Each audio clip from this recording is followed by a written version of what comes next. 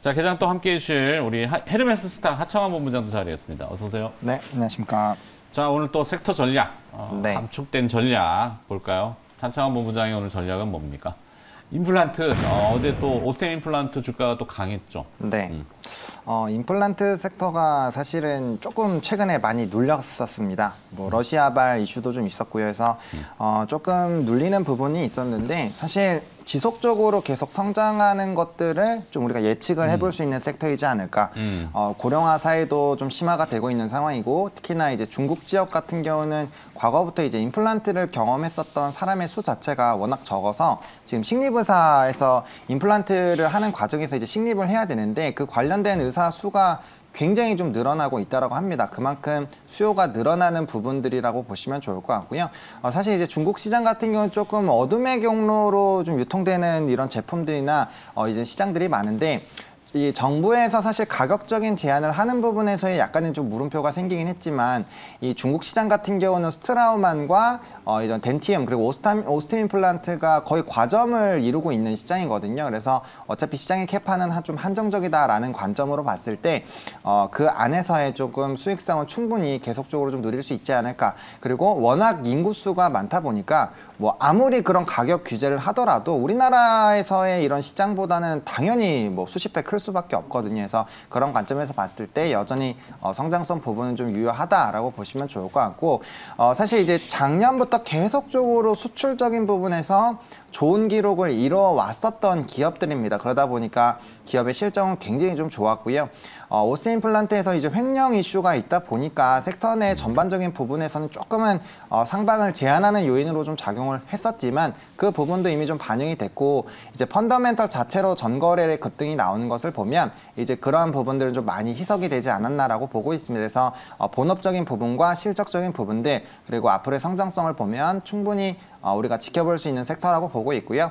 또 수출을 워낙 많이 하는 기업들입니다. 그러다 보니까 환율에 따른 좀 우호적인 성향을 받지 않을까. 그리고 이제 이 임플란트 재료들은 인플레이션에 그렇게까지 영향을 잘 안 받는다고 합니다. 그러다 보니까 어떻게 보면 임플란트 섹터가 이런 인플레이션을 해지하는 섹터 중에 하나로도 좀 부각이 될 수 있거든요. 그리고 우리가 이가 아프면 뭐 아무리 비싼들 사실 치료를 하고 바꿔야 되기 때문에 뭐 그런 부분으로 봤을 때 좀 기대가 된다. 그리고 우리나라의 임플란트 기술력이 굉장히 좀 뛰어나거든요. 해외에 비해서. 해서 그런 여러 가지 부분으로 봤을 때 충분히 우리나라 기업들의 경쟁력은 좀 독보적일 것이다 라고 보고 있습니다. 그래서 사실 관련주들은 뭐 오스틴 임플란트, 덴티움, 뭐 덴티스티오 이런 종목군들이 있는데 저는 이제 오스템 임플란트와 덴티움을 국내에서는 조금 보셨으면 좋겠습니다. 어차피 좀 주요 시장에서는 두 기업이 거의 양분하고 있거든요. 우리나라뿐만 아니라 해서 두 기업을 좀 집중적으로 해서 보시면 좋을 것 같고 아무래도 환기적인 부분을 가지고 있는 종목보다는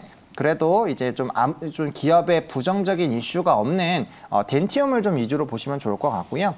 사실 뭐 이쪽 섹터 좋게 보신다면은 이제 반반 나눠서 하셔도 좀 상관은 없다라고 보는데 아마 주가의 탄력성이 나올 때는 기업의 좀 이미지 자체가 실추되지 않은 기업이 좀 강하게 움직일 수 있지 않을까라고 보고 있습니다. 그래서 뭐 지금 가격대가 이 거래일 좀 올라오긴 했는데 최근에 비해서는 가격이 좀 많이 낮아진 상황이어서 충분히 현재가도 대응이 가능하다라고 보고 있고 저는 이러한 좀 중장기적인 투자를 하신다면은 전고점 이상 보실 수 있고 한 12만 원 라인대까지는 충분히 좀 상방에 열어놓고 대응을 해보셔도 괜찮은 기업이지 않을까라고 좀 정리를 드리겠습니다. 네, 오늘 하창원 본부장의 그 개장 전에 이제 선택한 섹터 전략은 임플란트.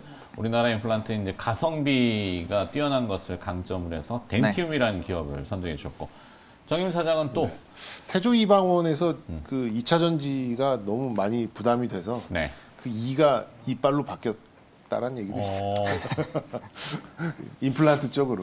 그래요. 9월 첫 거래를 앞두고 있으니까 애들이 개그도 한번. 네, 오늘 제가 준비한 것은 또 속는 셈 치고 최근에 외국인들의 수급을 반도체. 보면 반도체 쪽, 특히 이제 메모리 반도체 쪽은 조금은 돌아서고 있는 이제 그런 투자 심리가 좀 있는 것 같아요. 그러니까 그 그 수급을 본다면 뭐 SK하이닉스나 삼성전자의 매수가 들어오는 거는 사실 뭐 프로그램 매수가 그게 딱히 딱 부각되지 않더라도 조금씩 사고 있는데 아무래도 외인의 입장에서 특히 이제 달러를 들고 있는 외인들의 입장에서는 굉장히 좀 절대 주가가 좀 싸게 느껴질 수도 있겠다라는 생각은 좀 들어요. 그래서 반도체는 굉장히 좀 조심스럽습니다만 뭐 또 송은샘 치고 최근 들어 나쁘지 않은 간헐적인 강세가 나오는 걸 봤을 때는 확실히 외국인의 그것도 이제 수급이 또 들어올리는 주체를 보면 외국인들이 느끼는 거는 좀 싸기는 싸게 느끼기는 하는데 이거를 지속성을 가져갈 모멘텀이 잘 보이지 않으니 연속성이 좀 떨어지는구나. 저는 이렇게 좀 이해를 좀 하고 있습니다.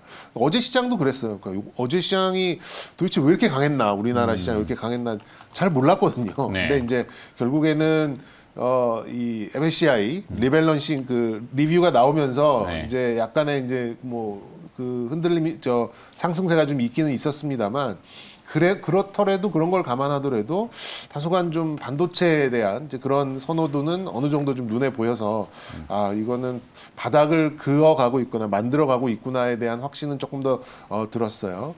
그리고 이제 가장 그 현 상황으로서 가장 높은 확률의 매매는 뭐 지금 반도체를 말씀드리고는 있습니다만 그래도 뭐 에너지 관련된 종목들이 눌림목을 주고 뭐 이런 소폭의 차익 신호를 준다면 그 자리를 좀 노리는 게 저는 가장 높은 확률의 어떤 매매 방법이다라고 좀 생각은 하고는 있습니다만 그렇더라도 외국인들이 이런 메모리 반도체에 대한 투자 심리가 서서히 좀 돌아오고 있다라는 점에서 본다면 역시 굉장히 좀 낮은 자리에 있는 이제 그런 매수이기 때문에 신규 진입에 있어서는 좀 용이하지 않을까 이런 점이 좀 부각되지 않을까 이렇게 좀 말씀드리고 싶습니다.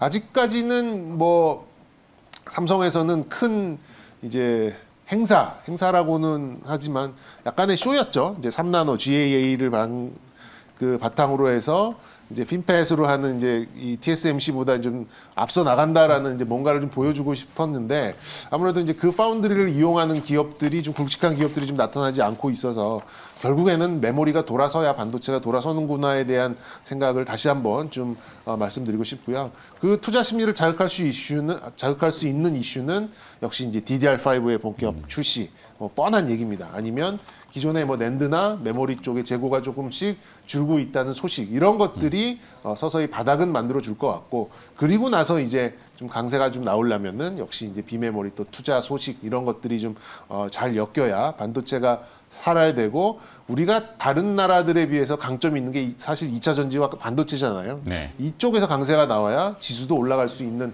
그런 논리이기 때문에 어쨌든 뭐 반도체는 혼자만의 몸은 아니다라는 말씀 다시 한번 드리고 싶습니다. 알겠습니다. 역시 이제 뭐 안심하며 투자할 수 있는 시기는 아니에요. 그래서 이제 저는 전저점을 확인하고 대응이 쉽다라는 점 아까 사막 컨덴서 말씀드린 것도 비슷한 논리죠. 역시 네. 손절이 쉽고 전저점이 확실한 이제 이런 쪽에서 부담 없는 매매를 해보시기를 좀 큰 추세를 보이는 반등보다는 부담 없는 매매를 들어갈 수 있는 저점 부근의 그런 매수 전략으로서의 반도체를 좀 말씀드리고 싶고요. 역시 이제 저는 큰 폭의 상승보다는 6월 그 초 하락 나오기 이전 정도의 그때 이제 고점 정도를 감안한 박스권 매매 이렇게 좀 단기 전술을 좀 말씀드리도록 하겠습니다. 그래서 뭐 좀 대표적인 종목은 SK하이닉스 어제 좀 이렇게 좀 꾸겨 넣니라고 장 막판에 좀 올라갔었던 부분을 아마 이제 뱉어내고 좀 시작할 것 같은데요.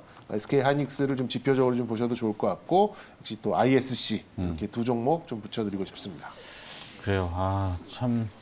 어제 이제 외국인 순매수는 이제 현재 시장에서 알려진 바 MSCI 리밸런싱으로 인해서 원화가 지금 연초 대비 많이 절하가 됐잖아요. 환율이 올라가면서. 그래서 이제 고간이 좀 비어 있는 거를 기계적으로 조금 채워 넣다 보니까 대형주 프로그램으로 좀 들어왔다.